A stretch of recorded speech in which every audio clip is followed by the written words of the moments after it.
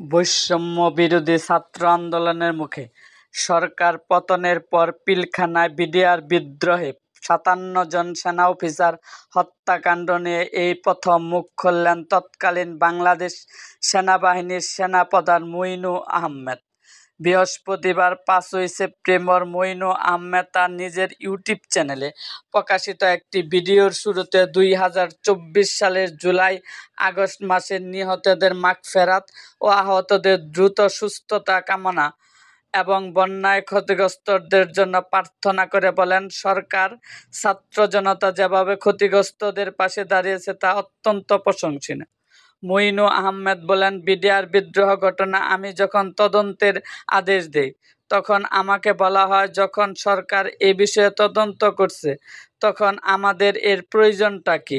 এই তদন্ত করতে সরকারের কাছে থেকে যে সাহায্য প্রয়োজন তা আমরা পাইনি। তিনি বলেন, সেনাবাহিনীর তদন্ত কমিটির নেতৃত্ব দিয়েছিলেন লেফটেন্যান্ট জেনারেল জাহাঙ্গীর আলম চৌধুরী, বর্তমান স্বরাষ্ট্র উপদেষ্টা। তিনি তার কাজ সঠিকভাবে সম্পন্ন করতে পারেনি, কারণ অনেকে জেলে ছিল, অনেককে প্রশ্ন করা সম্ভব হয়নি। আবার কাছে এসে বেশ কয়েকবার তার সমস্যার কথা তুলে ধরেন। আমি আশা করি তিনি এখন স্বরাষ্ট্র উপদেষ্টা হয়েছেন। তিনি এই তদন্ত কমিটি পুনর্গঠিত করে জড়িতদের বের করতে সক্ষম হবেন। আমি সরকার গঠনের পর তাকে এই বিষয়ে অনুরোধ করেছি।